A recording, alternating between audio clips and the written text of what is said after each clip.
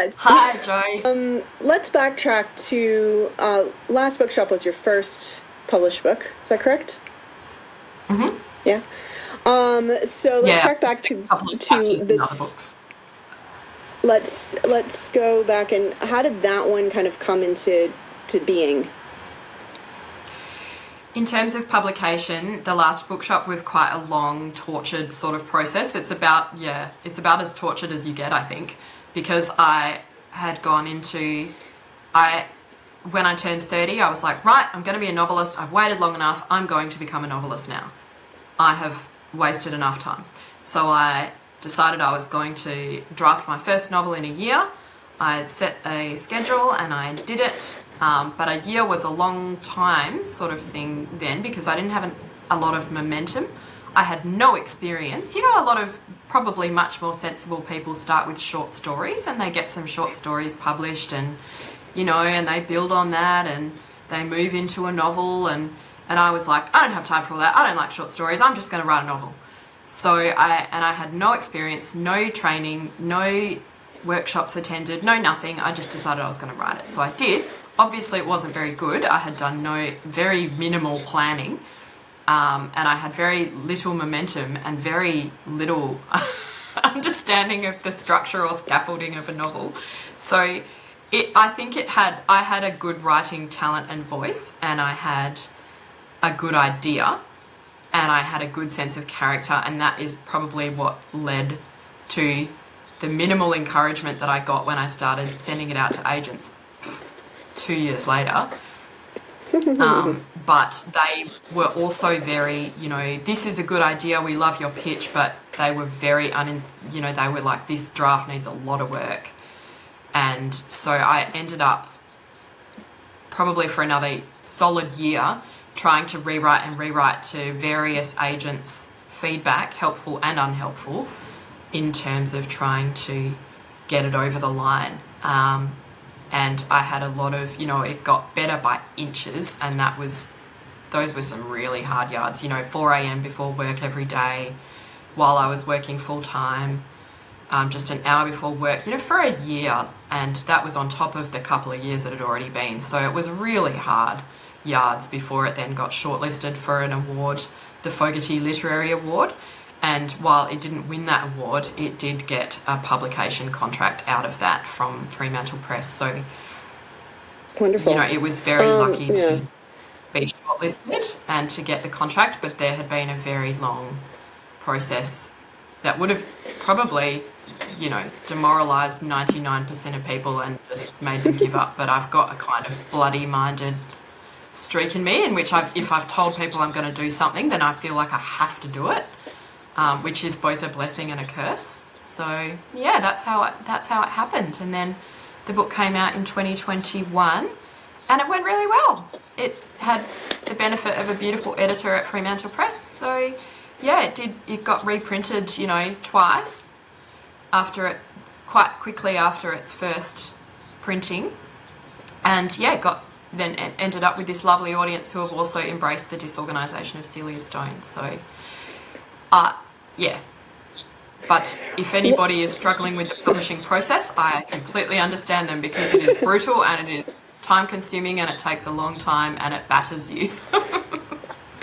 What would you suggest, like if you could go back and like sit down and have a cup of coffee in the morning with yourself at 4 a.m. going through this process, what would you say to Emma? What would you say? For a start, I would say to her, and this is something that readers of Celia Stone might find funny, I would say to her, don't have a green tea. You don't really like it. It makes you feel a bit sick. Just have a coffee. Just have one. And then I would say, don't ride to work after this. Don't cycle 10 kilometres to work. Just go on the bus. It's fine. You're not going to be unfit. Just don't drive yourself quite so hard. Be a bit kinder to yourself. And then I would say to her, you're going to be published. You're going to have 2 books and it's going to be amazing. And do you know what? You'll still find something to complain about. So appreciate what you've got. Good advice. So it sounds like you, like me, maybe not quite as green and quite as, like, seriously, like, as a 14-year-old, not even having finished the novel, trying to get it published by skipping the whole agent thing. I mean, it's just hilarious. But it sounds to me like you also had really lovely feedback on your work. And I've said that was key. That was like a key memory moment for me, where like as a defining moment. Like I've never been afraid of rejection, but it sounds like you had some great feedback. Like you weren't ghosted by these agents. They actually wrote back and said, "Great voice, work on your novel," you know, which is great. Yeah. So, Yeah. did you work up to that, or were your rejections just always that kind? Because wow. Well, as I say, that was the first thing that I'd ever tried to write. And I will say that I worked very hard on the pitch. I paid close attention on their websites to what they wanted in a pitch, how long they wanted it to be. I kept my introductory emails very short and, a couple of line pitches, and then paid close attention to how they wanted their submissions after that, and, whether they wanted exclusivity or not. I was very careful to observe all of the rules and the etiquette that I could observe just from the research that I had done myself and put on my spreadsheet that I made. So that was something I think that would dispose people to be kinder to me. I was ghosted by a couple of agents and just ignored. So I had a blanket approach, I was just working down a list, and I thought every ghosting and every ignoring was just, you just stick it on your spike and move on. That's just part of the process. And I think that some of those agents gave me very unhelpful feedback. Okay. That at the time sounded helpful, but they were just not the right fit for me. One very commercial agent who I know other people have loved and had great success with was just like, you should give her a boyfriend who moves here or something, or you should do this, and just rewrite the beginning. And now that I think back, I see what she was trying to do, but she was a little bit too prescriptive and and I just needed to mature and see that I needed to work on what the opening of a book should be and what it should tell you quickly and easily. Like, who is your character? What do they look like? Where are they? What's their situation? And she was trying to tell me that you need to get to that point, but she was sort of giving me ideas that didn't mesh with me. So there's a lot of trial and error, and I think that, it's a part of maturity that you learn to recognise really good advice when you see it. So I'll contrast that experience for you with an agent who did get back to me at a later stage when I had done all of the heartbreaking work of writing for this other agent and cutting it all out again because it wasn't right, what she had wanted. And then I sent the newly shorn, again, manuscript to another agent who didn't take the book, but she spent an hour, an unpaid, unasked for hour on the phone to me saying, I read your book the whole way through and I didn't really know why I did, but I must have liked something about it, which was pretty funny, that she couldn't understand why she kept reading this raw, green book. But that, I took heart from that, as she meant me to. And she asked some amazing leading questions, like, I feel this is a place-driven book. Why have you not specified what city she's in? And I said, well, because I thought that Sydney readers might not like a book set in Perth. So I just scrubbed out some details of place. And she's like, but this feels like a place-driven book. If it's in Perth, put it in Perth. And, people really loved the detail of Perth that was in that book in the end. And it was a very place-driven story. And she said, I feel like I love this character. Like, why haven't you developed this character? And what is this story really about? And why are you writing this story? You really need to come to grips with why this story exists and why this character exists. And she asked me those really tough questions that led to me ending up taking a month's annual leave off my job and working 9 to 5 or more on this book for another 4 weeks and just cutting it up and just really working on it and putting some lessons that I had taken from workshops and things into use. And that was the hardest work I've ever done. And I'm still proud of that work to this day. And I remember that feeling of having finished that rewrite so clearly. And that was the rewrite that got me the shortlisting for that prize. So you cannot discount the advice of people who know what they're talking about. But you've just got to also pay attention to the feelings that it gives you. If you listen to advice from an agent or a publisher and think, this kind of disgusts me, this advice, this is not what this story is about. Or if you think of it, if you listen to advice and you think, this sounds so hard, but it's also exciting and I get it and I can do it. It will be hard, but I can do it. That's the kind of advice that you really should listen to. Does that make sense? It makes perfect sense. And, there's so much to unpack there. One thing you alluded to, and I want more, please. You said you worked out the formula of the first few pages in the opening of a book and what it should be. Yes. Okay. I want to know. Give me the secret. What is it? So, I don't know if I've worked out the winning formula, but I also, I had a lovely opening scene, where she was pushing books about on her trolley, and I'd set up the bookshop all beautifully. But you also, you do need, if you're writing, a novel with any commercial, I'm not going to pretend that I know how to write a story like Anne Patchett or even Elizabeth Strout. Like, I want to be them, but I'm not them. Like, I think I am kind of straddling that divide between literary and commercial fiction. But even I think many literary authors would do well to take heed to, orienting people in the opening pages, some sense of who your character is, how old they are, where they are, why they're there, and what their, structure is like. Is she going home alone from her shop, or is she going back to her husband, and what is their relationship like, and what show not tell tools are you going to use to show what this character's problem is, like their conflict, from the opening pages, and how are you going to show that? Is she going to go home and have a conversation with her husband who seems distant and grumpy and angry with her, or is she going to go home alone to her cat, or is she going to go out with her friends, and what is that going to say about what her central conflict is? Do you know what I mean? And you don't have to be like, her hair was of flaxen gold and it spilled down her back with her ruby red lips to her stiletto pumps. Like, you don't have to be all like that, but maybe give people a sense of what they're like, just so they can build a picture in their mind.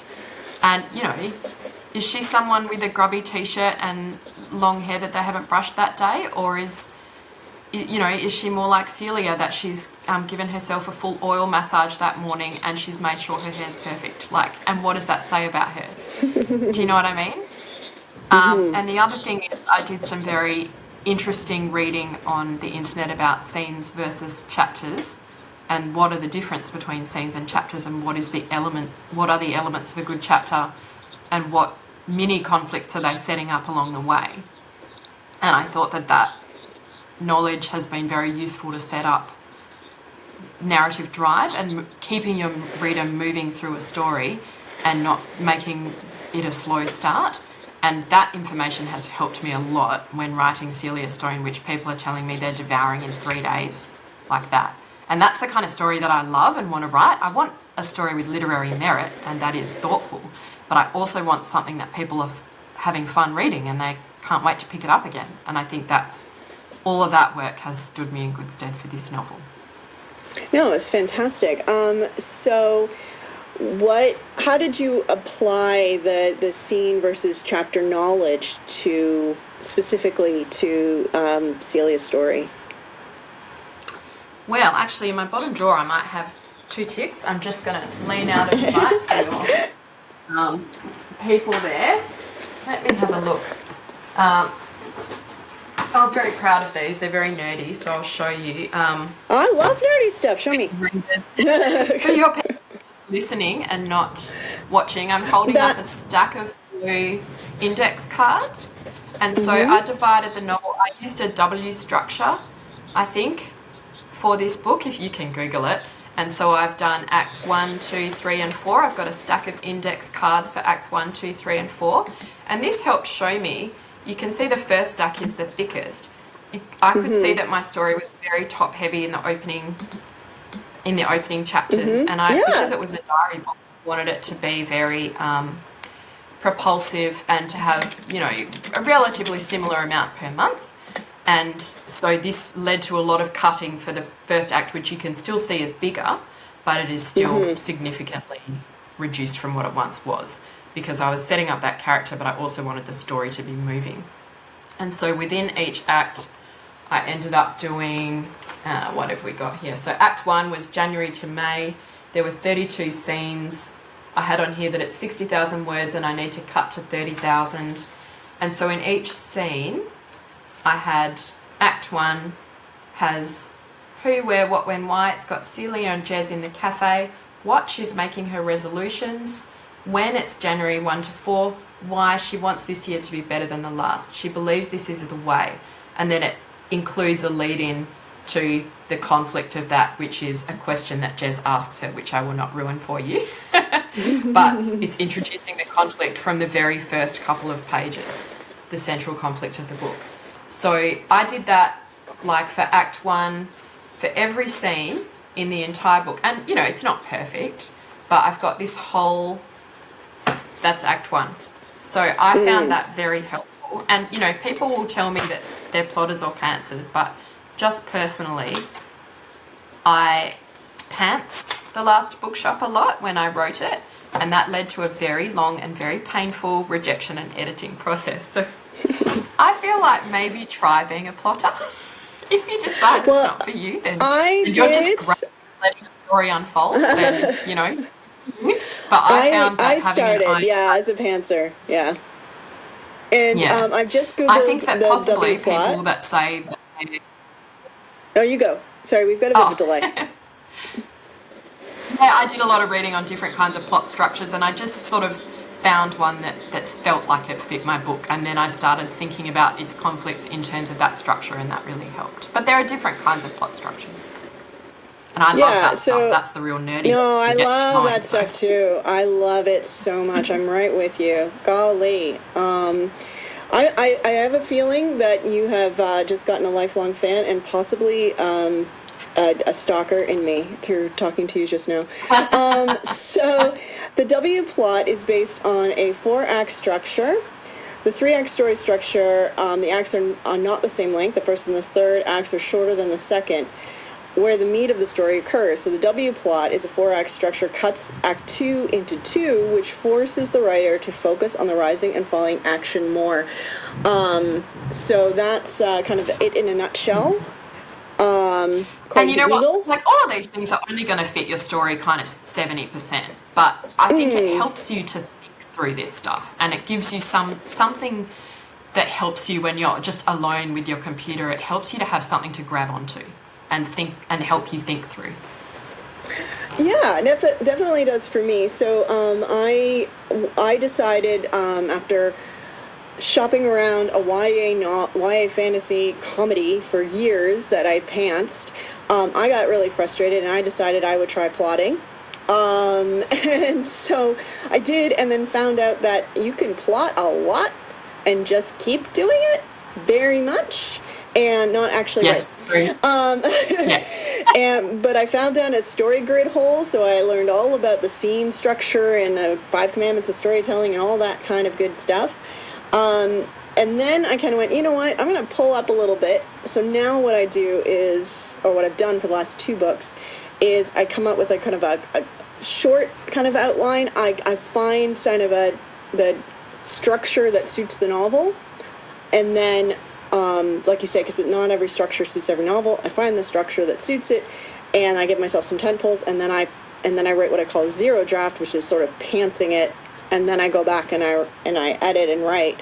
And that works for me. But I have not tried this W structure. I think I have intuitively. Yeah, I did all of that but work it's good. after I had written the first draft.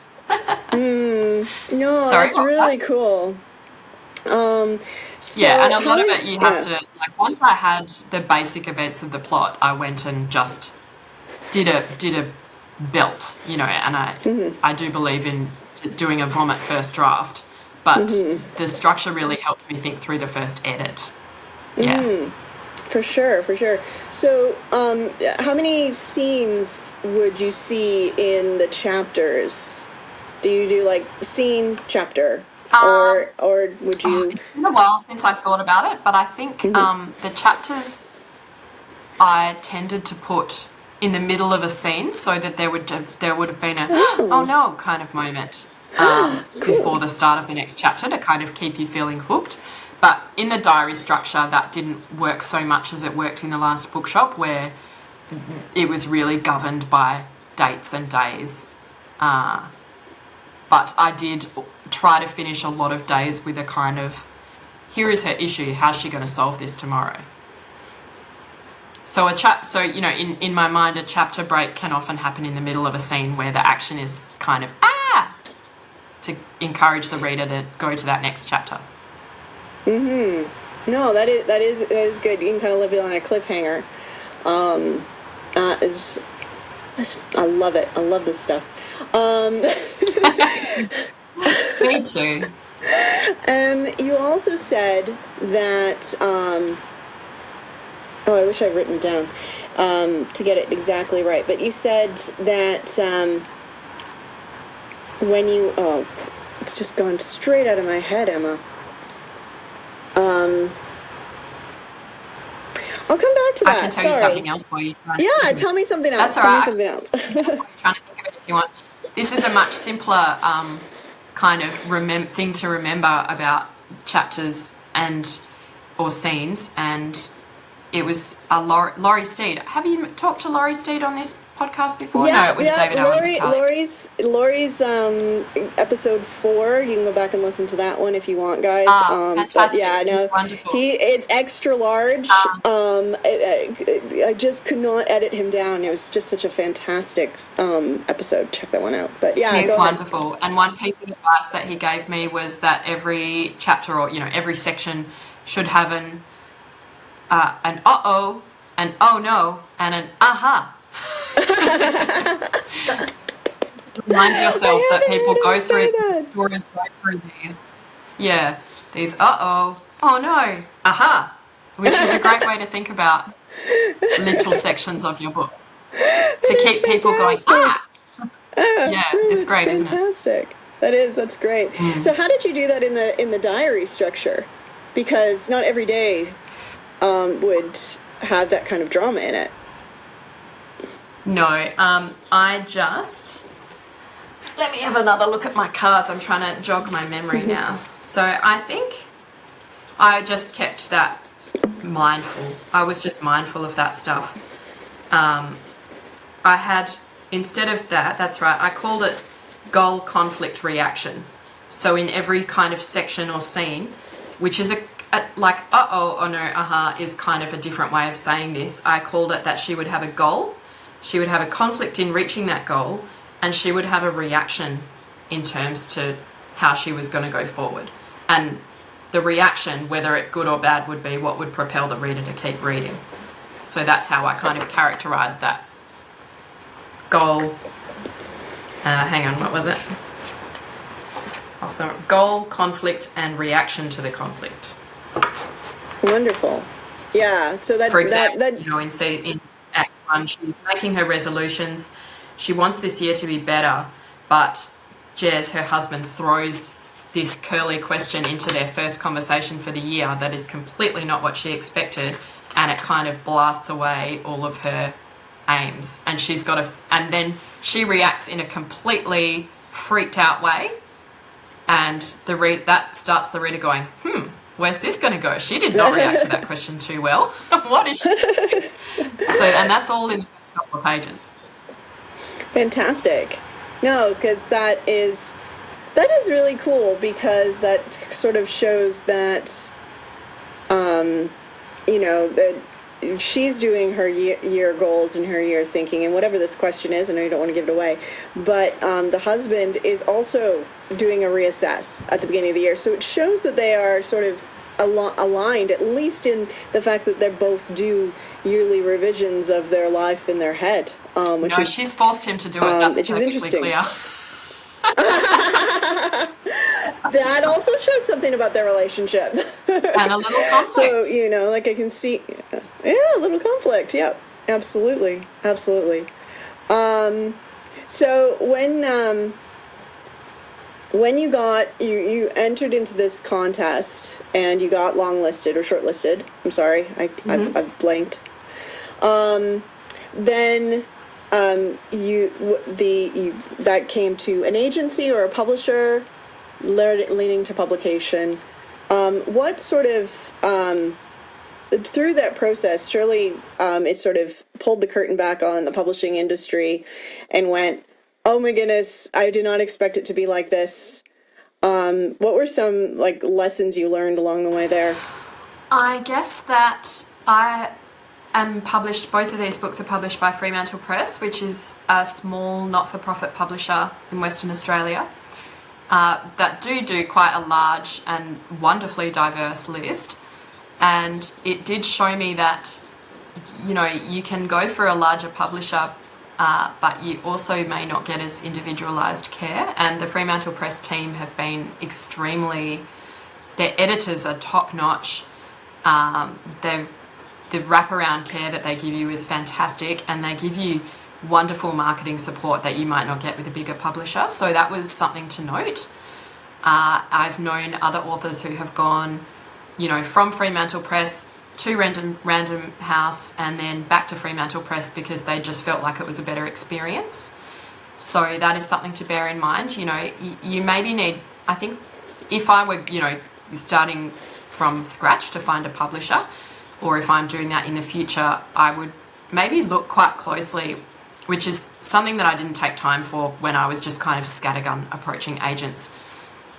But it might, for people addressing publishers directly, it might be worth looking at those publishers quite closely to see what kind of fiction or non-fiction that they're publishing and whether it aligns with yours. Because, you know, here's another example. I read a book, an unpublished manuscript by a friend recently that I think is excellent. I think it's fantastic and it's published ready. I couldn't really fault it at all. And I've read a lot of first novels and first manuscripts, and I enjoyed this much more than many of them.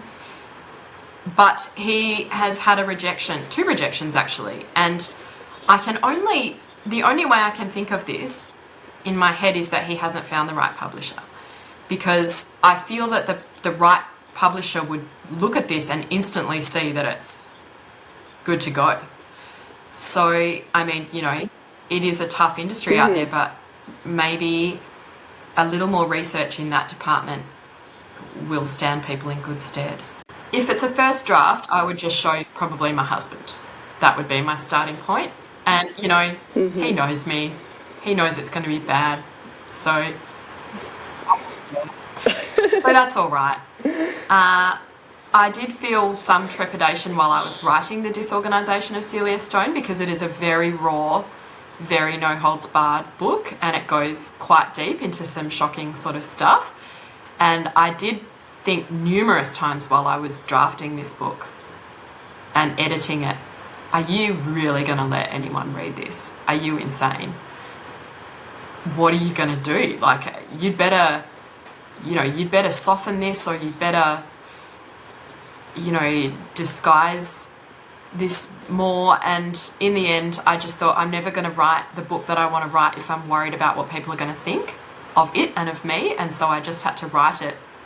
And then, to be honest, after that, it all happened so fast. It got picked up so fast and it was just rolling. So I just thought, clearly something in this rawness has spoken to people, and, you know, that they want to publish it like this. So I'm going to just deal with it later. So I kept thinking, I'll just deal with it later. And now it's out and there's nothing I can do about it. So I don't know if I'm the best person to give advice on that.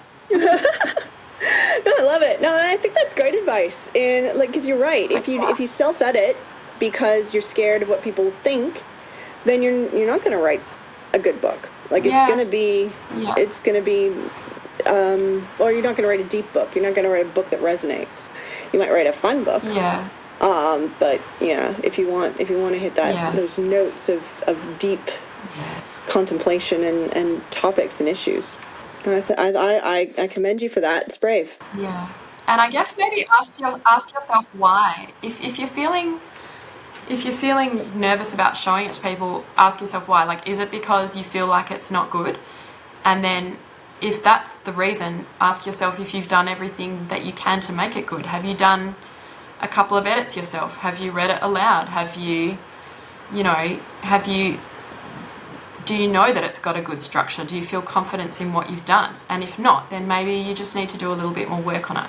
If you're feeling nervous because of the content of the book, then, do you need a sensitivity reader? Do you need to, if you are frightened that people will think that it's not approaching gender or race or diversity in the right way, then maybe you need to ask someone, maybe you need to look up some sensitivity readers and go that path. If you think it's just too personal, then maybe you need to think seriously about, what you're prepared to expose and why, and whether it's worth it. And if you're not prepared to expose that stuff, then don't do it, or better disguise it. But in my terms, I just wanted to write something that was raw and dug deep, because I felt like that was what was going to make a book that really resonated with people. So I had to force myself to be brave. No, I love that. And were there, between your husband reading it and the publisher having it, were there any people that had it and, some nail-biting moments? No. I gave my manuscripts, my last couple of manuscripts, to a couple of people, and I gave the first one and the one that's in the drawer. I think if you know someone, if the manuscript is at a polishing stage and you're sending it out, and someone who's very good at polishing and has a very good eye for typos and things, then it's worth asking them if there's someone with time. And, for example, I've asked my mum to polish things because she can't say no to me. She's my mum, and I know she has a great eye. But anyone else, I would be very mindful of showing it to other amateur writers personally. Like, I know a lot of people have writer groups, and that's good for them. And maybe workshopping, chapter by chapter and keeping each other accountable is a good approach for them.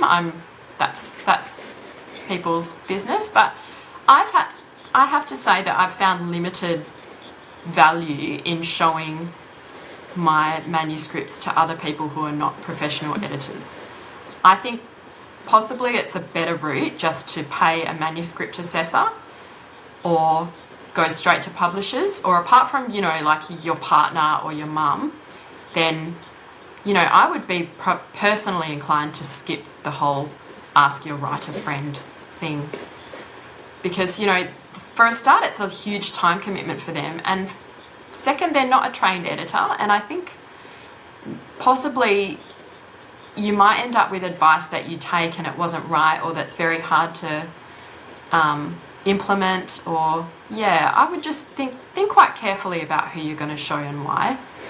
I think that's good advice. That's how I've been feeling lately. I've had some bad and some difficult feedback in the past that has just stopped me in my tracks, and made me give up on projects because it was too that first novel is a good example. But I gave it to some friends to read, as you do when you're 14, and got made fun of and never finished the novel. To nobody's disappointment, it was not a good novel. It was to nobody's disappointment. Nobody is sad that book doesn't exist, but just like sending it to an editor was such a positive experience, giving it to friends was such a negative experience that I've kind of steered away from it. Yeah, I would be cautious about that kind of thing, because, even if people are big readers, knowing about novel structure, which is really probably what you want advice on, that it's structural type stuff, that's a very particular skill. And I don't think most people have it. Even most writers don't have it, really. And every book is very different. So I just, maybe err on the side of caution. It's one thing to get, feedback from your partner on your first draft, and it's another to kind of send it out to your writer buddies whose advice is probably well meant but a bit misguided. And everyone's got a lot on their plate anyway, and I'm not sure how fair it is ask people unless you know them very well and you have something very specific in mind. No, I think that's good advice. Do you have a question for our next guest? Oh yes, I feel like I've kind of already given away my thoughts on this.